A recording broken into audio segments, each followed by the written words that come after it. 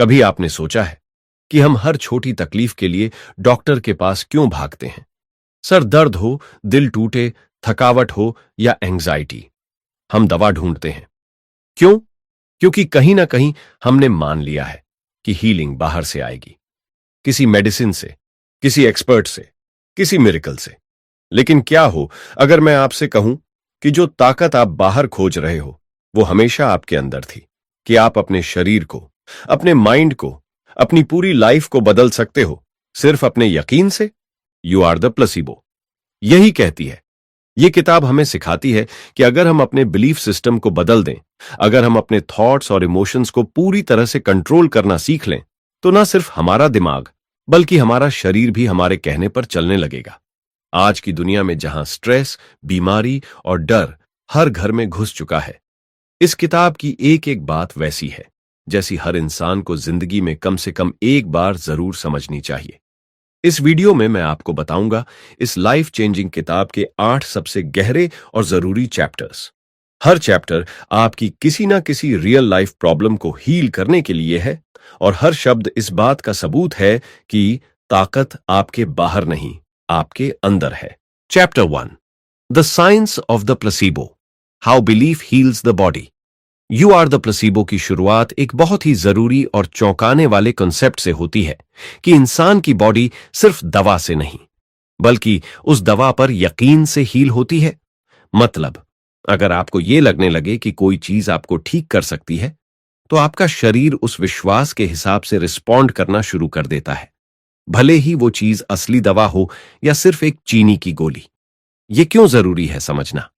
क्योंकि आज के दौर में हम सब किसी ना किसी मेडिसिन के भरोसे जी रहे हैं।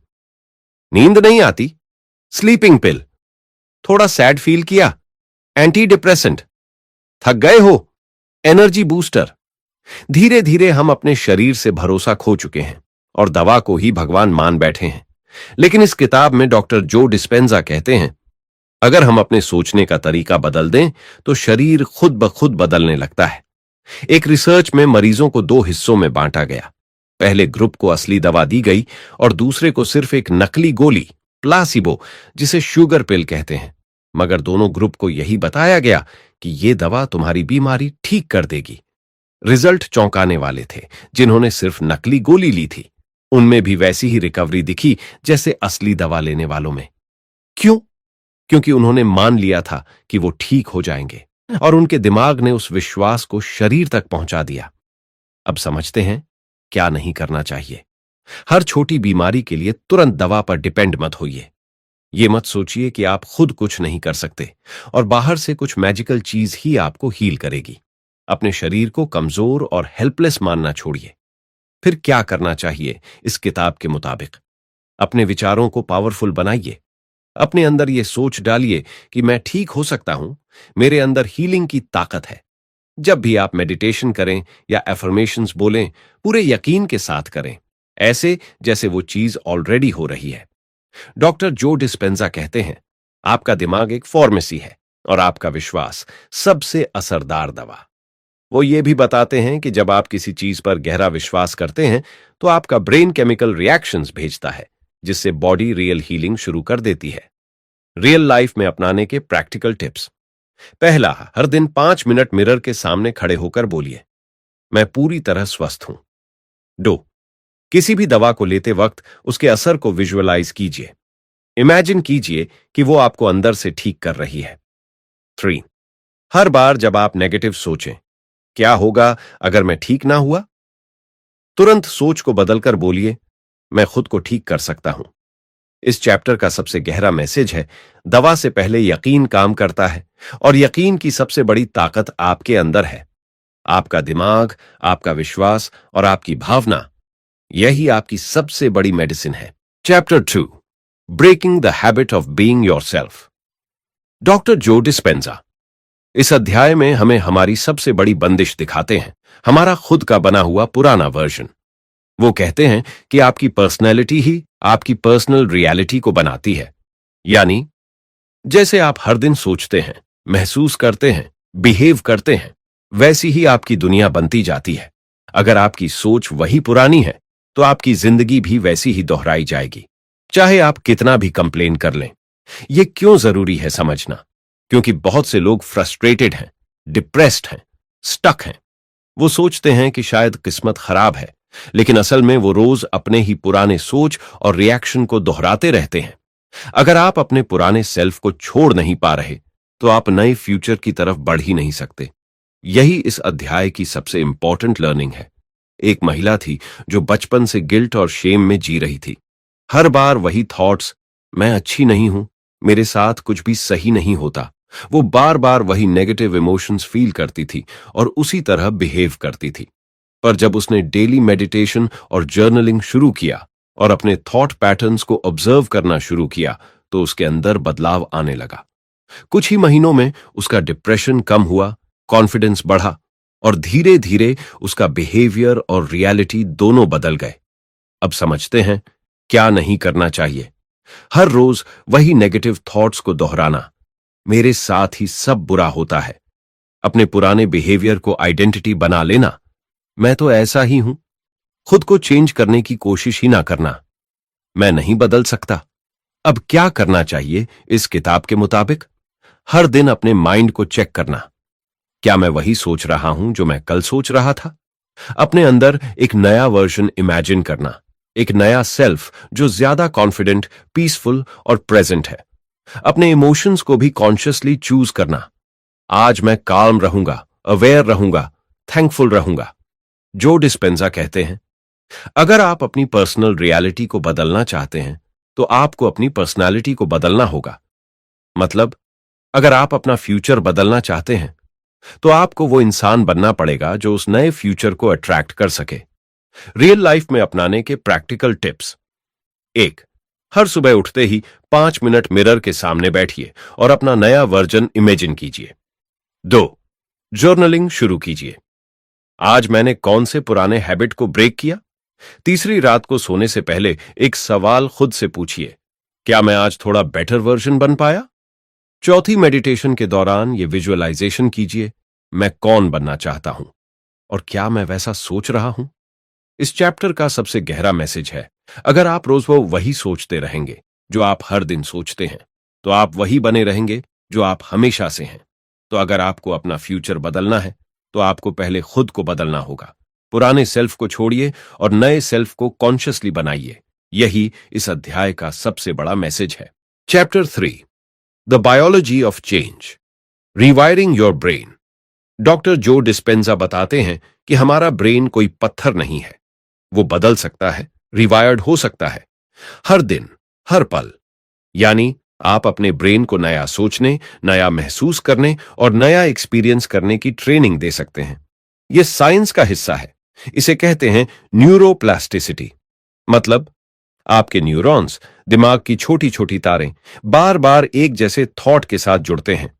लेकिन अगर आप नए थॉट से सब सोचेंगे, तो वो नए रास्ते बनेंगे और पुराने रास्ते धीरे धीरे मिटने लगेंगे। ये क्यों जरूरी है समझना? क्योंकि बहुत लोग अपनी ही इमोशंस के गुलाम बने रहते हैं। उन्हें में लगता है कि उनका माइंड उनकी सुनता नहीं। लेकिन डॉक्टर जो कहते हैं, आप अपने दिमाग के शिकार नहीं हैं, आप उसके क्रिएटर हैं।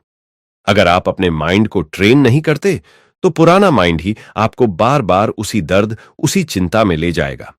एक व्यक्ति था जिसका नाम हम मान लेते हैं करान। करान ने एक पेनफुल ब्रेकअप के बाद खुद को पूरी तरह से बंद कर लिया था। हर दिन उसके माइंड में वही मेमोरीज चलती थीं, वही फीलिंग कि मैं प्यार के लायक नहीं हूं। लेकिन जब उसने डॉक्टर जो के मेथड अपनाए, जैसे कि daily mental rehearsal, gratitude journaling और ध्यान, तो कुछ ही हफ्तों में उसके ब्रेन के थॉट पैटर्न्स बदलने लगे। करान अब वो नहीं सोचता था जो पहले सोचता था। उसका पेन धीरे धीरे हील होने लगा और वो खुद को एक नए इंसान की तरह महसूस करने लगा। अब जानते हैं क्या नहीं करना चाहिए? बार बार उसी पुराने इमोशनल ट्रिगर को रिप्ले करना, हर रोज वही कंप्लेंट, मैं बदल नहीं सकता। अपने पेन को अपनी आइडेंटिटी बना लेना, मैं हमेशा से ऐसा ही हूं। अब क्या करना चाहिए इस किताब के मुताबिक? अपने माइंड को कॉन्शियसली नया सोचने के लिए पुश करना, विजुअलाइजेशन करना, खुद को उस फ्यूचर में देखना जहां आप हील्ड, पीसफुल और पावरफुल हैं। माइंडफुल ब्रीथिंग और मेडिटेशन के जरिए अपने पुराने इमोशन से डिस्कनेक्ट करना, जो डिस्पेंजा बताते हैं कि हर बार जब आप कोई नया थॉट सोचते हैं तो आपके ब्रेन में नए न्यूरॉन्स जुड़ते हैं, और जब आप उस थॉट को बार बार दोहराते हैं तो वो एक नया रास्ता बन जाता है, एक नया मेंटल हाईवे। यानी अगर आप रोज अपने माइंड को एक बेटर थॉट देना शुरू करें तो आप लिटरली अपने ब्रेन को नया बना रहे हैं, खुद को नया बना रहे हैं। रियल लाइफ में अपनाने के प्रैक्टिकल टिप्स। 1, हर दिन सुबह उठते ही एक नया एम्पावरिंग थॉट सोचिए, जैसे मैं अपनी लाइफ बदल सकता हूं या मैं हीलिंग के लायक हूं। 2, 10 मिनट की गाइडेड मेडिटेशन सुनिए जो आपको इमोशनल ट्रिगर्स से बाहर निकाल सके। 3, जब भी पुराना थॉट आए उसे पहचानिए, पॉज कीजिए और सोचिए, क्या यह थॉट मेरे फ्यूचर को बेटर बनाएगा। इस चैप्टर का सबसे गहरा मैसेज है, आपका माइंड आपकी हैबिट बन गया है, लेकिन आप अपनी हैबिट को बदल सकते हैं। अगर आप रोज नए तरीके से सोचेंगे तो आपका ब्रेन भी नए तरीके से काम करने लगेगा, और तब आप उसी दिमाग के मालिक बनेंगे जिसने कभी आपको रोक रखा था। आप अपने ब्रेन के गुलाम नहीं हैं, आप उसके मास्टर बन सकते हैं। बस शर्त यह है कि आप रोज उसे नया रास्ता दिखाएं। Chapter 4, overcoming your environment, body and time. Doctor Joe Dispenza साफ बताते हैं, जब तक आप अपने बाहरी माहौल, अपने शरीर और समय की कैद से बाहर नहीं निकलते, तब तक आप अपने अंदर ट्रांसफॉर्मेशन नहीं ला सकते। यानी अगर आप हमेशा अपने करंट एनवायरनमेंट, फिजिकल कंडीशन और पास्ट पर फोकस करेंगे तो आप उसी पुराने पैटर्न को दोहराते रहेंगे। यह क्यों जरूरी है समझना, क्योंकि ज्यादातर लोग अपने एटमॉस्फेयर के हिसाब से सोचते हैं। मेरा घर टॉक्सिक है, मेरे शरीर में एनर्जी नहीं है, मेरे साथ बचपन में ट्रॉमा हुआ था, और यही चीजें उनके थॉट प्रोसेस को रोक देती हैं। जो कहते हैं, अगर आप अपने बाहर की दुनिया को बदलना चाहते हैं तो पहले अपने अंदर की दुनिया को बदलना होगा। एक महिला थी जिनका नाम मान लेते हैं कविता। कविता को एक क्रॉनिक इलनेस थी और हर दिन उनका शरीर थका हुआ महसूस करता था। उनके आसपास का एनवायरनमेंट भी सपोर्टिव नहीं था, अकेलापन, निराशा और नेगेटिविटी। लेकिन जब उन्होंने डॉक्टर जो की वर्कशॉप्स अटेंड की तो उन्होंने एनवायरनमेंट के बाहर सोचने की प्रैक्टिस शुरू की। हर दिन एक रूटीन सेट किया जहां वो सिर्फ अपने मन की दुनिया को महसूस करती थीं। उन्होंने अपनी बीमारी के बारे में सोचना बंद किया और खुद को एक हील्ड, एनर्जेटिक इंसान के रूप में इमेजिन किया। कुछ ही महीनों में उनके बॉडी सिम्टम्स फेड होने लगे और उनका इमोशनल स्टेट पहले से बहुत ज्यादा स्टेबल और पावरफुल हो गया। अब जानते हैं क्या नहीं करना चाहिए? बार बार अपने शारीरिक दर्द को दोहराना, मुझे तो ये बीमारी है, अपने पर्यावरण को दोष देना, मेरे आसपास कोई समर्थन नहीं है, अपने पास्ट्स को अपनी पहचान बना लेना, मेरे साथ पहले ये हुआ था इसलिए मैं ऐसा हूं।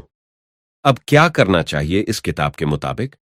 रोज मेडिटेशन के जरिए अपनी अवेयरनेस को बॉडी और एनवायरनमेंट से ऊपर उठाना, विजुअलाइज करना कि आप अपनी करंट सिचुएशन से कहीं ज्यादा पावरफुल हैं, अपने थॉट्स को कॉन्शियसली फ्यूचर के उस वर्जन पर सेट करना जो आप बनना चाहते हैं। जो डिस्पेंजा इस बात को स्ट्रांगली दोहराते हैं कि जब आप अपनी अवेयरनेस को बॉडी, एनवायरनमेंट और टाइम से ऊपर ले जाते हैं, तभी आप अपनी नई रियलिटी क्रिएट करना शुरू करते हैं। उनकी मेडिटेशन टेक्निक का मकसद ही यही होता है, आपका माइंड उस no time, no body, no place की स्थिति में पहुंचे जहां से सच्चा ट्रांसफॉर्मेशन शुरू होता है। रियल लाइफ में अपनाने के प्रैक्टिकल टिप्स। 1, हर दिन एक स्पेसिफिक टाइम फिक्स करें जहां आप डिस्ट्रैक्शन से दूर मेडिटेशन करें। 2, अपने माइंड को हर मॉर्निंग ये मैसेज दें, मैं अपने हालात से बड़ा हूं, मैं अपने शरीर से बड़ा हूं, मैं समय से बड़ा हूं। 3, किसी डायरी में डेली 3 लाइंस लिखें। ए, मैं आज कौन सा इमोशन छोड़ना चाहता हूं। बी, मैं आज कौन सी आइडेंटिटी बनाना चाहता हूं। सी, मैं आज अपने माइंड को किस फ्यूचर पर सेट कर रहा हूं। इस चैप्टर का सबसे गहरा मैसेज है, डॉक्टर जो डिस्पेंजा इस चैप्टर में हमें सिखाते हैं कि बस आपका माइंड अगर हर दिन एनवायरनमेंट, बॉडी और पास्ट में ही अटका रहेगा तो आप कभी नए फ्यूचर को एक्सपीरियंस नहीं कर पाएंगे। आपका सच्चा पावर वहीं से शुरू होता है जब आप अपने करंट रियलिटी को पीछे छोड़कर अपने फ्यूचर की डायरेक्शन में सोचने लगते हैं। याद रखिए, हीलिंग और ट्रांसफॉर्मेशन तब शुरू होता है जब आप खुद को वो इंसान मान लेते हैं जो आप बनने जा रहे हैं। Chapter 5, meditation, the gateway to change. Doctor Joe Dispenza इस चैप्टर में एक मिथ को तोड़ते हैं। वो कहते हैं कि मेडिटेशन कोई रिलीजियस या स्पिरिचुअल प्रैक्टिस नहीं है, बल्कि ये एक साइंटिफिक टूल है जो आपके ब्रेन और बॉडी को बायोलॉजिकली बदल सकता है। आपके थॉट्स, इमोशंस और बिलीफ्स आपके शरीर की केमिस्ट्री को कंट्रोल करते हैं, और मेडिटेशन के जरिए आप इन सब को कॉन्शियसली बदल सकते हैं। ये क्यों जरूरी है समझना? क्योंकि हर दिन आप वही पुराने थॉट्स दोहराते हो, जिससे आपका ब्रेन वैसी ही न्यूरल पाथवेज एक्टिवेट करता है और आप उसी पुराने इंसान जैसे फील करते हो। मेडिटेशन उस साइकिल को तोड़ता है। ये आपको एक नई स्टेट ऑफ माइंड में ले जाता है, जहां आप अपने पुराने इमोशन से डिस्कनेक्ट हो जाते हो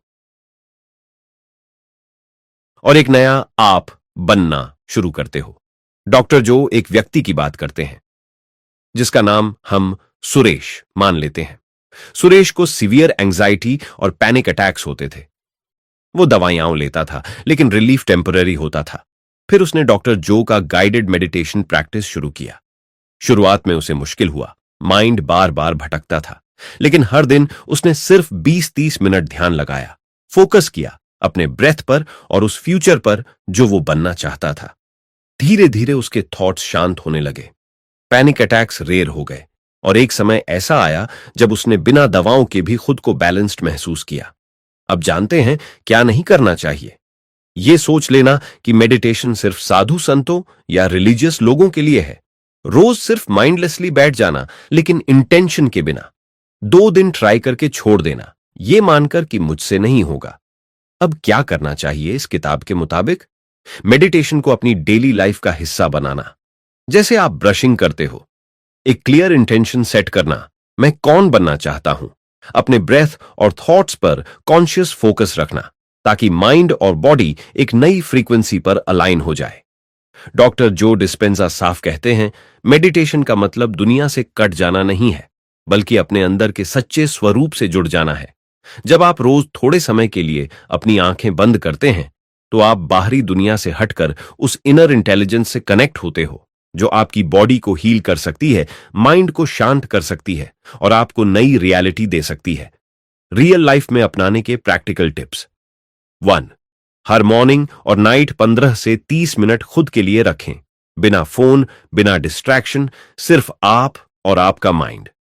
2, एक कंफर्टेबल जगह चुनें, आंखें बंद करें और डीप ब्रीथिंग से शुरुआत करें। 3, अपनी अटेंशन को सिर्फ 3 चीजों पर रखें। ए, अपने ब्रेथ पर। बी, अपने बॉडी सेंसेशंस पर। सी, और उस फ्यूचर वर्जन पर जो आप बनना चाहते हैं। डॉक्टर जो डिस्पेंजा इस चैप्टर में हमें यह समझाते हैं कि आपका बॉडी, ब्रेन और आइडेंटिटी मेडिटेशन के जरिए दोबारा शेप की जा सकती है। यह कोई मैजिक नहीं, बल्कि प्योर न्यूरोसाइंस है। जब आप कंसिस्टेंट मेडिटेशन करते हैं, तो आप अपने पास्ट से डिस्कनेक्ट होकर एक नए सेल्फ को एक्टिवेट करते हैं। याद रखिए, अगर आप हर दिन थोड़ा वक्त अपने अंदर की दुनिया को सुधारने में लगाते हैं, तो आपकी आउटर दुनिया खुद बदल जाती है। Chapter 6, heart and brain coherence.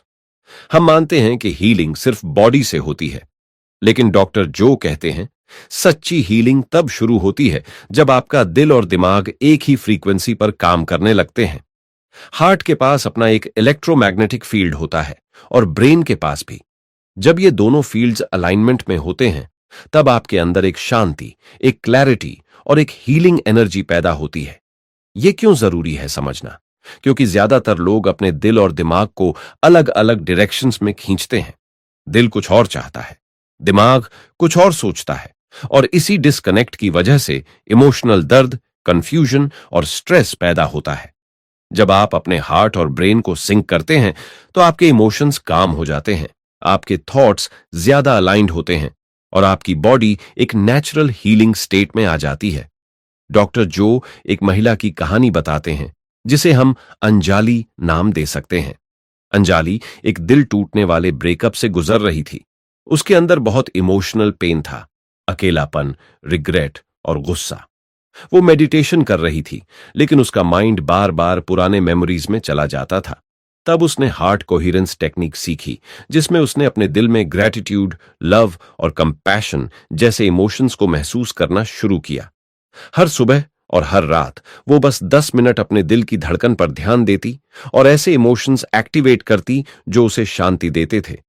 धीरे धीरे उसका माइंड शांत होने लगा, नेगेटिव थॉट्स कम हुए और कुछ महीनों में उसे वो क्लैरिटी और शांति मिली जो वो दवाइयों या थेरेपी में भी नहीं पा सकी थी। क्या नहीं करना चाहिए? बार बार अपने दर्द को रिप्ले करना, दिमाग से सब ठीक करने की कोशिश करना, लेकिन दिल को इग्नोर करना, ये मान लेना कि फीलिंग्स पर हमारा कोई कंट्रोल नहीं है। अब क्या करना चाहिए इस किताब के मुताबिक? हर दिन कुछ मिनट ऐसे इमोशंस को कॉन्शियसली फील करना, जैसे लव, ग्रैटिट्यूड, फॉरगिवनेस। दिल की धड़कन को सुनना और डीप ब्रीथिंग के साथ अपने माइंड को काम करना। हेड और हार्ट दोनों को एक टीम की तरह ट्रीट करना, ना कि दुश्मन की तरह। डॉक्टर जो डिस्पेंजा कहते हैं, जब आपका दिल और दिमाग एक रिदम में चलने लगते हैं, तब आप अपने अंदर की सबसे बड़ी शक्ति से जुड़ते हैं, इनर हार्मनी। वो कहते हैं कि जब हम ग्रैटिट्यूड जैसे इमोशंस को बार बार फील करते हैं, तो हमारा हार्ट एक ऐसा सिग्नल भेजता है जो ब्रेन को रिलैक्स करता है, इम्यून सिस्टम को एक्टिवेट करता है और बॉडी को हीलिंग मोड में डाल देता है। रियल लाइफ में अपनाने के प्रैक्टिकल टिप्स। 1. हर सुबह 10 मिनट बैठिए, आंखें बंद कीजिए और अपने दिल की धड़कन को महसूस कीजिए। 2. डीप ब्रीथिंग कीजिए, हर सांस के साथ ग्रैटिट्यूड या लव महसूस कीजिए। 3. कोई ऐसी मेमोरी रिकॉल कीजिए जिसमें आपने खुद को डीपली लव्ड, सेफ या काल्म महसूस किया हो और उसी इमोशन में कुछ मिनट तक खुद को डूबा दीजिए। बस इतना सा सिंपल डेली रिचुअल और आपकी बॉडी धीरे धीरे इमोशनल पेन को रिलीज करने लगेगी। डॉक्टर जो डिस्पेंजा हमें याद दिलाते हैं कि हीलिंग पिल्स से नहीं, इमोशनल हार्मनी से शुरू होती है और वो हार्मनी तभी आती है जब दिल और दिमाग एक हो जाते हैं। जब आप दिल से जीने लगते हैं और दिमाग को डायरेक्शन देना सीख जाते हैं, तब आपकी बॉडी खुद ही एक न्यू केमिस्ट्री में शिफ्ट होने लगती है, जहां स्ट्रेस की जगह पीस होती है और दर्द की जगह clarity. Chapter 7, real life miracles, stories of healing. यह अध्याय केवल साइंस नहीं, बल्कि उन असली लोगों की कहानियां बताता है जिन्होंने इम्पॉसिबल को पॉसिबल बना दिया, सिर्फ अपने माइंड और बिलीफ सिस्टम की मदद से। जो ने ऐसे पेशेंट्स की स्टोरीज शेयर की हैं जो टर्मिनल इलनेस से जूझ रहे थे, जिन्हें डॉक्टर्स ने जवाब दे दिया था, फिर भी उन्होंने खुद को हील किया क्योंकि उन्होंने भीतर से बदलाव किया। ये क्यों जरूरी है समझना? क्योंकि जब तक हमारे अंदर यकीन नहीं होता, हमारी बॉडी किसी भी हीलिंग को स्वीकार ही नहीं करती। हम सोचते हैं जब रिपोर्ट ठीक आएगी तब मैं अच्छा महसूस करूंगा, लेकिन डॉक्टर जो कहते हैं जब आप अच्छा महसूस करना शुरू करेंगे तब रिपोर्ट भी ठीक आने लगेगी। हीलिंग बाहर से नहीं, अंदर से शुरू होती है। बुक में से कुछ इंस्पायरिंग रियल स्टोरीज। 1. लीसा। लीसा को ब्रेस्ट कैंसर था, कीमोथेरेपी फेल हो चुकी थी।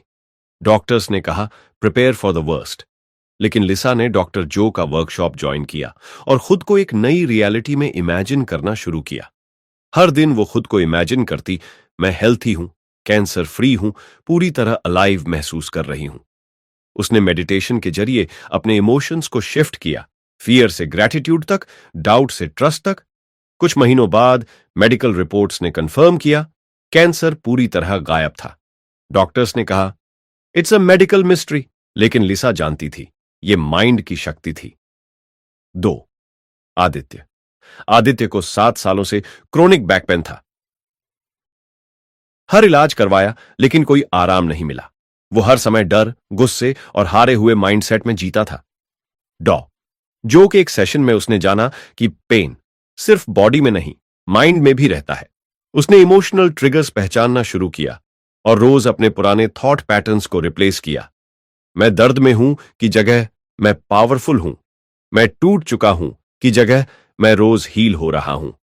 90 दिनों में पेन 80% तक गायब हो गया और 6 महीनों में वो कंप्लीटली नॉर्मल लाइफ जीने लगा, बिना किसी मेडिसिन के।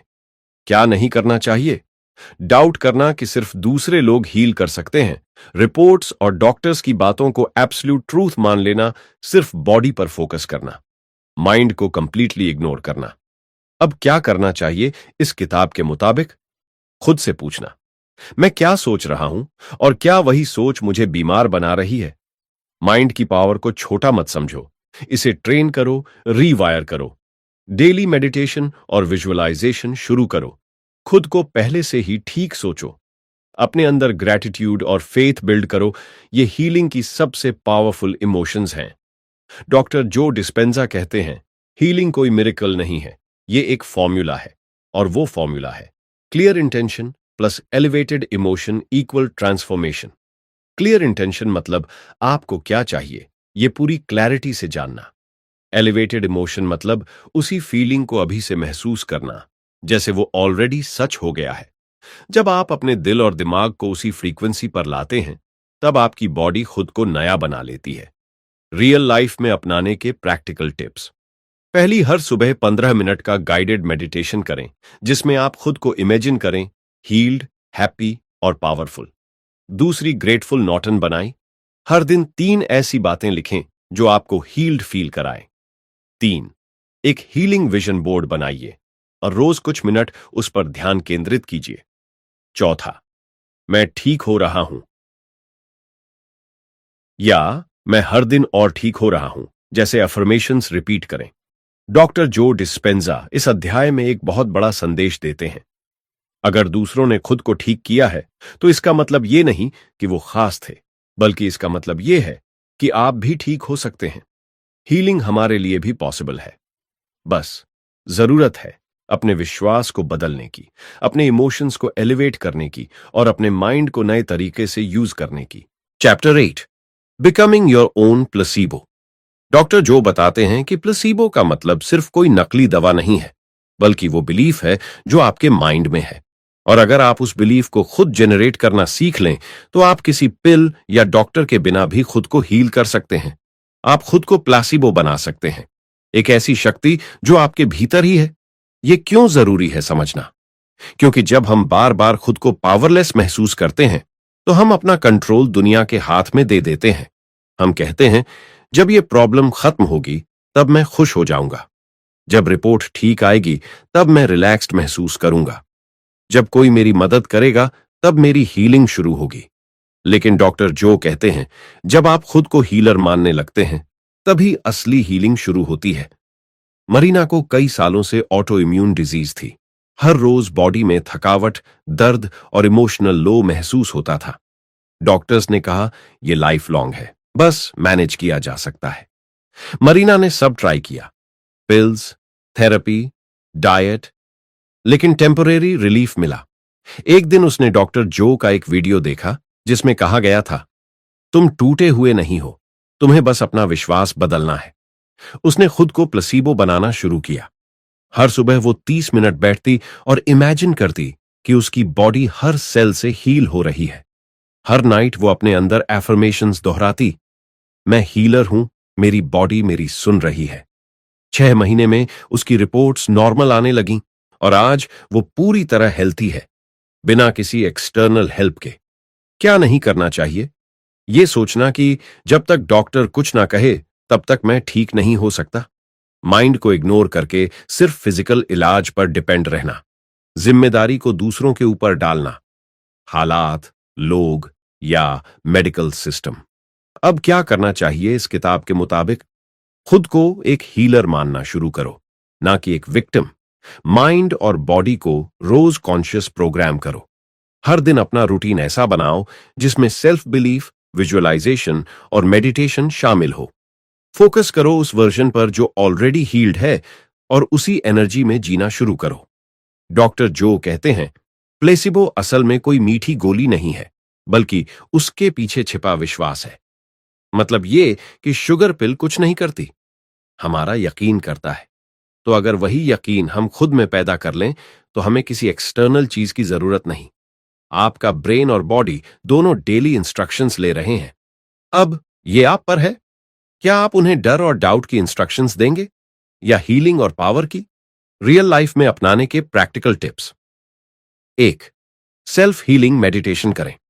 हर सुबह एक शॉर्ट विजुअलाइजेशन जिसमें आप खुद को फुल हेल्थ में महसूस करें। 2, एफर्मेशंस लिखें और बोलें, जैसे मैं ही अपनी शक्ति हूं, आई एम द प्लेसीबो, मेरी सेहत का असली निर्माण मेरी सोच करती है। 3, डॉक्टर और मेडिसिन की जगह ग्रैटिट्यूड और बिलीफ को ज्यादा वैल्यू देना शुरू करें। चौथा, डेली अपने इमोशंस को चेक करें। क्या आप फियर में जी रहे हैं या फेथ में? डॉक्टर जो डिस्पेंजा इस अध्याय में हमें एक आखिरी और सबसे बड़ा तोहफा देते हैं। आपको किसी की जरूरत नहीं है। जब आप खुद अपने लिए वो बन सकते हैं, आप किसी एक्सटर्नल क्योर का इंतजार मत कीजिए। आप ही क्योर हैं, आप ही प्लेसिबो हैं, आप ही मिरेकल हैं। बस अब जरूरत है उस वर्जन को एक्टिवेट करने की जो हमेशा से आपके अंदर था लेकिन अब तक सो रहा था। कंक्लूजन, इस किताब का सबसे बड़ा संदेश यही है कि हमारी जिंदगी में बदलाव और हीलिंग हमारे अपने विश्वास और सोच से शुरू होती है। हम अपने पुराने सोच के बंदी नहीं हैं। हम अपने दिमाग को हर दिन नए विचारों से बदल सकते हैं और अपनी जिंदगी को खुद के हिसाब से नया रंग दे सकते हैं। हमारी परेशानियां और दर्द हमारे बाहर की वजहों से नहीं, बल्कि हमारे अंदर की सोच और भावना से जुड़ी होती है। जब हम अपने दिल और दिमाग को एक साथ संतुलित कर लेते हैं, तो हम असली शांति और स्वास्थ्य पा सकते हैं। यह पूरी प्रक्रिया केवल बाहरी इलाजों पर निर्भर नहीं करती, बल्कि हमारी अपनी आंतरिक शक्ति और खुद पर यकीन से पूरी तरह बदल जाती है। अगर हम अपनी सोच बदलना सीख जाएं और अपने आप को वह प्लेसीबो मान लें जो खुद को ठीक कर सकता है, तो हम हर तरह की मुश्किलों से उबर सकते हैं और अपनी जिंदगी को पूरी तरह से नया मोड़ दे सकते हैं। इसलिए यह आपके ऊपर है कि आप अपनी अंदर की इस शक्ति को पहचानें और उसे जागृत करें।